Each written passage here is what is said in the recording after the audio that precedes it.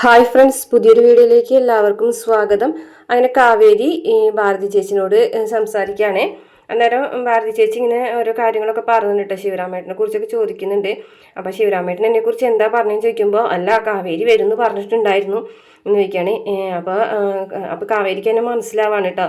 അല്ല ചേച്ചിയുടെ അസുഖമൊക്കെ എങ്ങനെയുണ്ട്? അസുഖമോ? എനിക്ക് എന്താ അസുഖം? അല്ല ചേച്ചി തല കറങ്ങി വീണെന്ന് ആരോ പറയുന്നത് കേട്ടല്ലോ എന്ന് ചോദിക്കുകയാണ് കേട്ടോ. അതെ, ചില ആൾക്കാർ എനിക്ക് വരുന്ന ജോലിയൊക്കെ ഇല്ലാതാക്കാൻ വേണ്ടിയിട്ട് പറഞ്ഞുണ്ടാക്കുന്നതാ എന്ന് പറയാണ് കേട്ടോ. അപ്പോൾ ശിവരാമൻ തോട്ടത്ത് വെച്ചിട്ട് പറഞ്ഞത് ഓർമ്മയുണ്ട് കാവേരിക്ക്, ഭാര്യ തല കറങ്ങി വീണു, അപ്പം അതുകൊണ്ടാണെന്ന്. അപ്പം തന്നെ കാവേരിക്ക് മനസ്സിലാവാണ് അത് നോണ പറഞ്ഞാണെന്ന്. അതിനുശേഷം കാവേരിനോട് ചോദിക്കുകയാണ്, എന്തെങ്കിലും ജോലിക്ക് വേണ്ടിയിട്ട് പറയാൻ വേണ്ടിയിട്ട് മോള് വന്നതാണോ, ജോലിക്ക് വിളിക്കാൻ വേണ്ടി വന്നതാണോ എന്നൊക്കെ ചോദിക്കുന്നുണ്ട്. അല്ല ചേച്ചി, ഇപ്പം ഞാൻ ജോലിക്ക് വിളിക്കാനൊന്നും വന്നതല്ല, ഞാനിതുവഴി പോയപ്പോൾ ശിവരാമേട്ടനെ കണ്ട് കുറച്ച് കാര്യങ്ങളൊക്കെ ചോദിക്കാനുണ്ട്, അതുവേണ്ടി വന്നതാ. അപ്പോൾ ജോലിക്കല്ല എന്ന് പറയുമ്പോൾ തന്നെ അവർ വേഗം തന്നെ പോയി അവരെ വിറകൊക്കെ വെട്ടാൻ തുടങ്ങും കേട്ടോ. അവർക്ക് കാശിക്ക് ആക്രാന്തം ഉണ്ട് എന്നുള്ള കാര്യം മനസ്സിലാവാണേ. അന്നേരം കുറച്ച് പൈസ എടുത്തു കൊടുക്കുകയാണ്. ചേച്ചി ഇത് വെച്ചോ എന്ന് പറഞ്ഞിട്ട്, അയ്യോ ഇതെന്തിനാ മോളെ ചോദിക്കും. അച്ഛൻ ശിവരാമേട്ടനെ കാണുമ്പോൾ കുറച്ച് പൈസ ഒക്കെ കൊടുക്കാറുണ്ടായിരുന്നു, അതേതായാലും മുടക്കണ്ടെന്ന് കരുതിയിട്ടാന്ന് പറയട്ടോ. അങ്ങനെയാണെങ്കിൽ വേഗം അവർ വാങ്ങിക്കുകയാണ് ആ പൈസ. എന്നിട്ട് പറയും, വാ മോളെ, അകത്ത് കയറി എന്നിട്ട് സംസാരിക്കാമെന്ന് പറയാനേ. അന്നേരം വേണ്ട, എനിക്ക് കുറച്ച് കാര്യങ്ങൾ അറിയാനുണ്ടായിരുന്നു ചേച്ചിക്ക് അറിയാൻ പറ്റുമോ? എന്താ മോളേന്ന് ചോദിക്കാൻ കേട്ടോ. അല്ല, കുറിഞ്ഞിക്കാട്ടൊരു ഭൂമിനെ കുറിച്ച് ശിവരാമേട്ടൻ എന്തെങ്കിലും പറയുന്നത് കേട്ടിട്ടുണ്ടോ? ഏയ് ഇല്ലല്ലോ എന്ന് പറയാൻ കേട്ടോ. അല്ല, ഈ അടുത്ത് ജയപാലൻ കുറിഞ്ഞിക്കാട്ട് തന്നെ ഒരു തോട്ടം വാങ്ങിച്ചിട്ടുണ്ട്, അതിനെക്കുറിച്ച് എന്തെങ്കിലും? ഏയ് അങ്ങനെ ഒന്നുള്ള കാര്യങ്ങൾ എന്നോടൊന്നും അങ്ങനെ പറയാറില്ല എന്ന് പറയാൻ കേട്ടോ. അപ്പോൾ കാവേരി ഇങ്ങനെ സങ്കടമായിട്ട് തിരിച്ചു പോകാനൊരുങ്ങാം കേട്ടോ. അപ്പോഴേക്കും അവർ വിളിക്കാൻ കേട്ടോ. അല്ല മോളെ, വേറെ ഒരു സാറിനെ കുറിച്ച് അറിയാം, ആ ഭൂമിയുള്ള ഒരു വീട്ടുകാരെ കുറിച്ച് എനിക്കറിയാമെന്ന് പറയും. വീട്ടുകാരോ? ഏത് വീട്ടുകാർ? ആ ആ വീട്ടുകാരെ വലിയ വീട്ടുകാരാ. അതെവിടെയാ? അത് ടൗണിലാ. ആ വീടിൻ്റെ ഗേറ്റ് വരെ ഞാൻ പോയിട്ടുണ്ട് ശിവരാമേട്ടൻ്റെ കൂടെ. എന്തിനു വേണ്ടിയിട്ടെന്ന് ചോദിക്കും. എല്ലാ മാസവും ജയപാലേട്ടൻ ശിവരാമേട്ടൻ്റെ കയ്യിൽ കുറച്ച് പൈസ കൊടുക്കാറുണ്ടേ, ആ പൈസ അവിടെ കൊണ്ടു കൊടുക്കാൻ വേണ്ടിയിട്ടാണ് പോയിരുന്നത്. ഞാൻ ഗേറ്റ് വരെ പോകാറുള്ളൂ എന്നൊക്കെ പറയാൻ കേട്ടോ. അപ്പോൾ ഏറെക്കുറെ കാവേരിക്ക് കാര്യങ്ങൾ മനസ്സിലായിട്ടോ. അപ്പോൾ ഇതൊക്കെ കാവേരി ഗംഗനോട് പറഞ്ഞിട്ടുള്ള കാര്യങ്ങളാണ്. അപ്പോൾ ഗംഗയ്ക്കും കാര്യങ്ങൾ മനസ്സിലായി. അപ്പോൾ നീ എന്താ പറഞ്ഞു വരുന്നത് എന്ന് ചോദിക്കുകയാണ് കേട്ടോ. അപ്പോൾ ഇൻസ്റ്റാൾമെൻ്റ് ആയിട്ടാണ് അച്ഛൻ അയാൾക്ക് പൈസ കൊടുത്തിരുന്നത്. അപ്പോൾ അതനുസരിച്ചിട്ടായിരിക്കും ഭൂമി കൈമാറ്റം ചെയ്യുന്നത് എന്നുള്ള രേഖകളൊക്കെ ഉണ്ടാക്കിയിട്ടുണ്ടാവാന്നൊക്കെ പറയാൻ കേട്ടോ.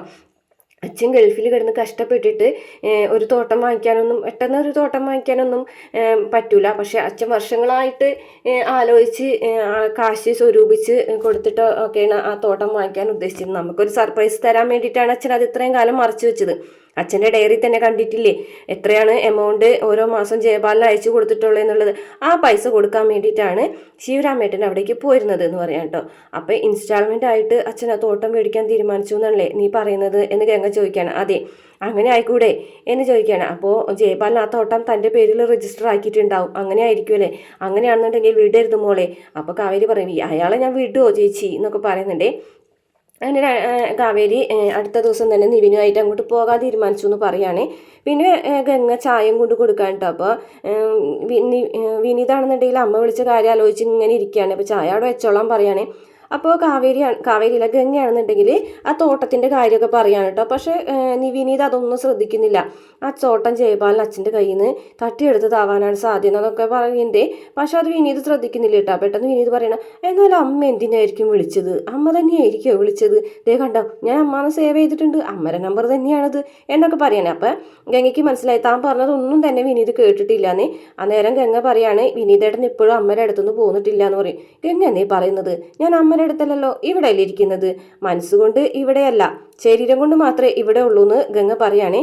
അപ്പോൾ വിനീത് പറയും, അല്ല ഗംഗ എന്തോ പറയാൻ വന്നല്ലോ എന്ന് ചോദിക്കണേ. എന്തോ സ്ഥലത്തിൻ്റെ കാര്യം എന്ന് ചോദിക്കേ. അപ്പോൾ ഗംഗ അവിടെ നിന്ന് എഴുന്നേറ്റ് പോകും. അതിനും കൂടെയുള്ള മറുപടിയാണ് ഞാനിപ്പോൾ പറഞ്ഞതെന്ന് പറഞ്ഞിട്ട് ഒരിത്തിരി ദേഷ്യത്തോടു കൂടി തന്നെയാണ് കേട്ടോ ഗംഗ അവിടെ നിന്ന് എഴുന്നേറ്റ് പോകുന്നത്. കാരണം വിനീത് ഗംഗ പറഞ്ഞതൊന്നും കേട്ടില്ലല്ലോ. അപ്പോൾ അങ്ങനെ ഗംഗ അവിടെ നിന്ന് പോകുകയാണേ. പിന്നെ കാണിക്കുന്നത് ശിവരാജൻ വീട്ടിലേക്ക് തിരിച്ചു വരികയാണ്. അപ്പോൾ സെക്യൂരിറ്റി ആദ്യം കയറ്റാനൊന്നും സമ്മതിക്കുന്നില്ല കേട്ടോ. അപ്പോൾ എന്നോട് വരാൻ പറഞ്ഞിട്ടാണ് ഞാൻ വന്നതെന്നൊക്കെ പറഞ്ഞ് കയറി പോകുന്നുണ്ട്. മുകളിൽ നിന്നിട്ട് മാരേന് ഇതൊക്കെ കാണുന്നുമുണ്ട്. അങ്ങനെ താഴെ മുത്തശ്ശനും ഉണ്ട്, പിന്നെ കേഷ്യറായിട്ടുള്ള മേഘനാഥ് എന്ന് പറഞ്ഞിട്ടുള്ള ഒരാളും ഉണ്ട്. അപ്പോൾ അവിടെ ഇരുന്നിട്ട് വേഗം തന്നെ ഓടി വന്നിട്ട് കാല് വീണ്, അച്ഛാ എനിക്കൊരു തെറ്റ് പറ്റിയാണ് അച്ഛാ, ക്ഷമിക്കുക അച്ഛാ എന്നോട് എന്നൊക്കെ പറഞ്ഞിട്ട് ഇങ്ങനെ കരഞ്ഞ് അഭിനയിക്കുകയാണ്. അന്നേരം ഗായത്രി മുത്തശ്ശി അവിടെ നിൽക്കുന്നുണ്ട്. അവരൊക്കെ ഇടം കണ്ടിട്ട് നോക്കുന്നുണ്ട്. മുത്തശ്ശി ഒന്നും മിണ്ടാതെ നിൽക്കുകയാണ്. ഈ സമയത്ത് ശിവരാജൻ എഴുന്നേറ്റ് നിന്നിട്ട് പറയുന്നുണ്ട്, എനിക്ക് അബദ്ധം പറ്റിപ്പോയി അച്ഛൻ എന്നോട് ക്ഷമിക്കണം എന്ന് പറയുന്നത്. അന്നേരം മുത്തശ്ശൻ പറയുന്നുണ്ട്, കഴിഞ്ഞ കാര്യങ്ങളൊക്കെ ഓർക്കാനായിട്ട് എനിക്ക് പറ്റുന്നുണ്ട്, പിന്നെ മറക്കാനാണ് പറ്റാത്തത് എന്ന് പറയും. അന്നേരം നമ്മൾ നരേൻ ഇങ്ങനെ ഇറങ്ങി വരുന്നുണ്ട്. നരേനെ കാണുമ്പോൾ തന്നെ ശിവരാജന് ആകെ പാടെ ഒരു വിറയിലൊക്കെ വരുന്നുണ്ട്. നരേൻ രൂക്ഷമായിട്ട് തന്നെ ശിവരാജനെ നോക്കണം കേട്ടോ. ശിവരാജൻ ഇങ്ങനെ വേഗം തന്നെ തല കുമ്പിട്ട് നിൽക്കുകയാണ്. എന്നിട്ട് പറയുന്നുണ്ട്, മുത്തശ്ശൻ, നിനക്ക് ഇവിടെ പഴയതുപോലെ തന്നെ ജീവിക്കാനുള്ള അനുവാദമുണ്ട്.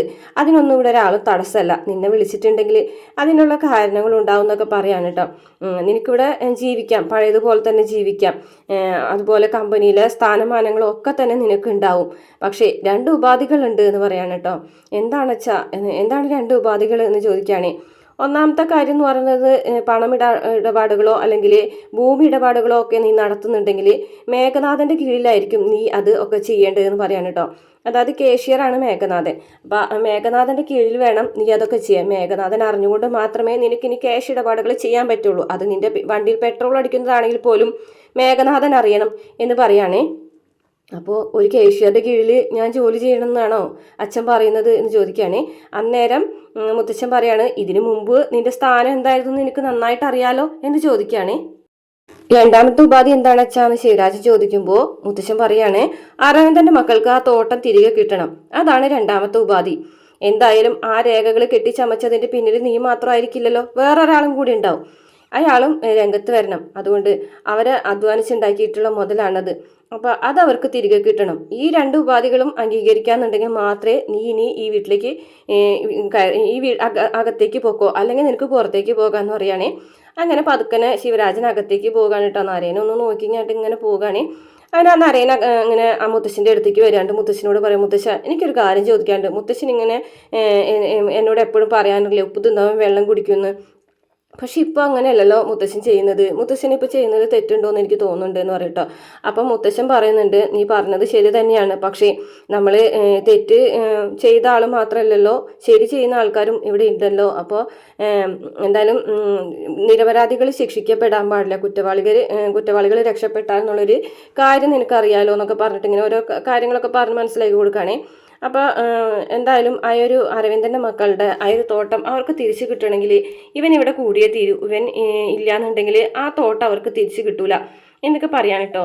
അപ്പോൾ നരേനാണെന്നുണ്ടെങ്കിൽ കാര്യങ്ങളൊന്നും മനസ്സിലാവില്ല കേട്ടോ. ഈ അരവിന്ദൻ ആരാണെന്നോ ഒരു മക്കൾ ആരാണെന്നൊന്നും നരേൻ അറിയില്ലല്ലോ. അപ്പോൾ നരേന് ഇങ്ങനെ മേഘനാഥനോട് ചോദിക്കുകയാണ്, മേഘ, എനിക്കറിയാനൊരു താല്പര്യമുണ്ട്. എന്തായാലും ഈ ഒരു ചതിയുടെ കഥ എന്താണ്, ആ ചതിയുടെ കഥ അതെന്തായാലും കേട്ടേക്കാം എന്ന് പറയാണേ. അങ്ങനെ മേഘനാഥൻ ഇങ്ങനെ പറയാണേ അരവിന്ദനെയും കുടുംബത്തെയും കുറിച്ച്. അന്നേരം ജയപാലിന്റെ കാര്യം ചോദിക്കുന്നുണ്ട് കേട്ടോ. ആരാണ് അയാളെ പിന്നിലുള്ള ആള് എന്ന് ചോദിക്കുകയാണ്. അന്നേരം മേഘനാഥൻ പറയാണ്, ജയബാലൻ എന്നാണ് അയാളുടെ പേര് എന്ന് പറയുമ്പോൾ നാരായണൻ ഇങ്ങനെ പറയും, ജയബാലൻ എന്ന് പറഞ്ഞിട്ടൊരു മൂളി അവിടെ അങ്ങനെ നിൽക്കുന്നുണ്ട്. അപ്പം മേഘനാഥൻ ആ കഥകളൊക്കെ പറഞ്ഞു കൊടുക്കുകയാണ്. ഇതേ സമയം ശിവരാജനാണെന്നുണ്ടെങ്കിൽ വേഗം തന്നെ മുകളിൽ പോയിട്ട് ജയപാലിനെ വിളിക്കുകയാണ്. അപ്പം ജയപാലാണെങ്കിൽ ചൂടാവാണ്. ആഹാ, ലക്ഷങ്ങൾ ഇതിൻ്റെ പേരിൽ നിന്റെ ഉണ്ണാക്കിലേക്ക് തള്ളി തന്നിട്ട് എത്ര നാളായിട്ടുണ്ട്, എത്ര ലക്ഷം രൂപയാണ് ഇതിൻ്റെ പേരിൽ നിനക്ക് ഞാൻ തന്നിട്ടുള്ളത് നിനക്കറിയോ എന്ന് ചോദിക്കുകയാണ്. അപ്പോൾ ശിവരാജൻ പറയുന്നുണ്ട്, ജയപാല, അതൊക്കെ എനിക്ക് അറിയാവുന്ന കാര്യമില്ലേ. അപ്പം ജയപാലാണെന്നുണ്ടെങ്കിൽ ദേഷ്യപ്പെട്ടിട്ട് ഇങ്ങനെ സംസാരിച്ചുകൊണ്ടിരിക്കുകയാണ് കേട്ടോ. 2 പേരും കൂടി ഒരു തോണിയിൽ യാത്ര ചെയ്തിട്ട് വെള്ളം മുങ്ങാൻ പോയപ്പോൾ ഒരാൾ രക്ഷപ്പെട്ടു, മറ്റേ ആൾ കൈ അടിച്ചപ്പോൾ പോയി പണി നോക്കാനാണോ പറയുന്നത്, അങ്ങനത്തെ സ്വഭാവമല്ലേടാ നീ കാണിക്കുന്നത് എന്നൊക്കെ ചോദിച്ചിട്ട് ശിവരാജനെ കുറേ വഴക്ക് പറയാണ് കേട്ടോ.